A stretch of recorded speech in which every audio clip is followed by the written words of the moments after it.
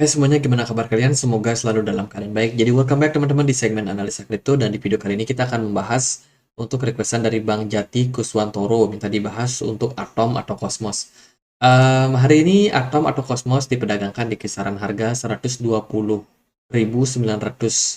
sekian rupiah ya teman-teman. Marketnya turun sekitar 7%. Dan ya, kalau kita perhatikan memang kondisi market lagi dalam kondisi yang kurang begitu baik. Mungkin ada beberapa sebab, tapi secara umum kemarin ada news yang cukup menggegerkan lah bisa dibilang ya. Michael Burry, salah satu trader legendaris yang sering dikenal sebagai Big Short, itu baru aja mengambil posisi. Teman-teman, dia percaya bahwa market akan turun. Sehingga ya berarti sudah dianalisa dong, teman-teman. Ya mereka pasang option, teman-teman. Dan memang diprediksi market akan turun, tapi yang dilakukan Michael Burry ini bukan untuk nge-fund market crypto, tapi lebih ke market US, S&P 500, Nasdaq dan kawan-kawan, teman-teman. Itu yang dipasang put ya. Dan kalau kita perhatikan memang kondisi market itu udah mencapai level jenuh belinya saat ini, sehingga kalau dia memprediksi terjadi koreksi menurut saya cukup make sense. Ditambah lagi indeks dolar yang terus mengalami posisi penguatan, itu menambah kemungkinan lebih besar lagi memang market saham terutama yaitu mengalami koreksi. Jadi dengan kata lain, karena saham US itu berdampak sama yang namanya Bitcoin, itu mungkin bisa menjadi trigger ya kenapa Bitcoin dan kawan-kawan itu dalam proses penurunan. Sebenarnya sih Bitcoin sendiri stabil ya di kisaran 29.100 saat ini. Ya masih lebih baik lah, tapi sayangnya BTC Dominance ini terus menguat. Hingga altcoin semuanya rata-rata pada tertekan, termasuk ya Atom atau Cosmos. Oke, kita akan langsung bahas ya. Si Atom atau Cosmos ini merupakan sebuah project yang mereka sebut sebagai interchain. Tapi intinya adalah mereka adalah project yang tugasnya untuk menjembatani banyak blockchain. Teman-teman, jadi ini projectnya mirip atau serupa seperti Polkadot, ya, di mana dia menghubungkan antara blockchain satu dengan blockchain yang lain. Dengan harapan ya integrasi bisa terjadi sehingga fungsi-fungsi yang bisa dihadirkan itu akan lebih banyak. Adopsinya juga akan lebih banyak. Dan tentunya sebagai blockchain yang sifatnya seperti jembatan ini, menjembatani antar blockchain, itu akan sangat-sangat dibutuhkan untuk ke depan. Terutama kalau ada layanan yang dimiliki oleh contohnya Ethereum, tapi tidak dipunyai oleh jaringan lain, jaringan BNB misalkan. Itu bisa dihubungkan dengan adanya Cosmos ini, teman-teman. Dan ya proyek mereka ini bisa dibilang proyek yang cukup besar ya. Nah, ada beberapa kegunaan sih daripada blockchain Cosmos yang sekarang ada. Yang pertama sebagai marketplaces, mereka punya decentralized exchange atau DEX, kemudian juga layanan swap dengan fee yang cenderung murah. Mereka juga menawarkan layanan keamanan ya, security provider, di mana ada fitur staking juga, additional staking reward buat yang ingin berpartisipasi dalam proyek ini. Terus ada custodian dan juga ada router. Mereka kerjasama sama IBC Connection, teman-teman. Nah, berita terbaru sih kalau kita lihat dari Twitter ya, mereka memang rajin banget teman-teman untuk pasang tweet ya, nge-tweet. Mereka lagi ngerjain apa? Mereka saat ini lagi ngerjain project bersama IBC untuk expanding untuk project dari Cosmos ini. Kalau kita perhatikan, IBC itu adalah Inter Blockchain Communication Protocol. Kalau kita cek penjelasannya, ini kita bisa pakai Google Translate. IBC adalah protokol interoperasi untuk mengkomunikasikan data arbiter ar, arbitrer antara mesin negara arbiter. Protokol ini terdiri dari dua lapisan yang berbeda, lapisan transport atau TAO yang menyediakan infrastruktur yang diperlukan untuk membangun koneksi yang aman dan juga mengautentikasi paket data antar rantai. Dan juga satu lagi ada lapisan aplikasi yang menentukan dengan tepat bagaimana paket data ini harus dikemas dan ditafsirkan pengirim dan penerima. Lapisan aplikasi IBC dapat digunakan untuk membangun berbagai aplikasi lintas rantai, termasuk tidak terbatas pada transfer token. Akun interchain pengendali delegasi dan dua rantai transfer token tidak dapat dipertukarkan dan umpan data Oracle. Jadi bisa dibilang ini memang project yang mendukung, yang sifatnya mendukung ya apa yang memang menjadi cita-cita daripada Cosmos sendiri, yaitu sebagai jembatan teman-teman untuk blockchain-blockchain yang lain. Sehingga ya adanya IBC ini bisa sangat-sangat menunjang untuk protokol yang mereka sedang kerjakan saat ini. Mereka juga baru aja announce soal upgrading yang mereka lakukan, teman-teman. Channel upgradability and fee midware. Jadi ini aku lihat ya sebagai sebuah upgrade yang mereka sedang coba untuk kerjakan. Seperti disebutkan sebelumnya, relayer dinanai melalui beberapa mekanisme seperti delegasi, pool relayer, pendanaan langsung, dan lain-lain. Perlu dicatat bahwa beberapa layer bahkan beroperasi secara altruistis.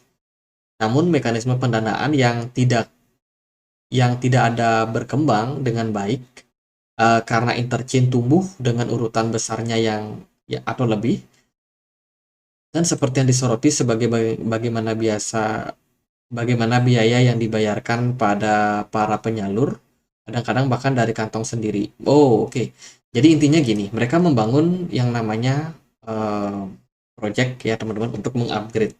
Tapi sayang sekali nih, project yang dibangun itu sebenarnya membutuhkan yang namanya dana, ya kan, membutuhkan dana yang cukup besar. Ini ada mereka sebutkan berapa jumlahnya, bagaimana untuk menggerakkan jaringan ini itu sebenarnya membutuhkan banyak sekali pendanaan. Sehingga sebenarnya Cosmos sendiri bersama dengan beberapa proyek lain akhirnya mereka bekerja sama tuh untuk mengurangi yang namanya biaya kos dan lain sebagainya ya. Artinya supaya dibikin lebih efisien, sehingga mereka harus mengajak seperti Osmosis, Juno itu untuk meningkatkan value mereka juga, teman-teman. Nah, ini mereka tentunya ambil ya dana yang mereka butuhkan itu mereka ambil dari yang namanya hasil ya semacam staking gitu ya teman-teman. Mereka ambil reward dari sana. Mungkin ada beberapa uh, tokenomic yang bisa menunjukkan bahwa sebenarnya dia punya sedikit anggaran nih untuk token Cosmosnya, teman-teman. Yaitu untuk mendevelop yang mereka punya koin ya. Coba kita cek dia di tokenomic Cosmos. Semoga dapat pembaruan ekosistem Cosmos dan nah. Teman-teman. Jadi ini project sebenarnya membutuhkan banyak sekali integrasi. Kita bisa temukan nih bagaimana IBC Zone mereka sudah sangat-sangat besar, teman-teman.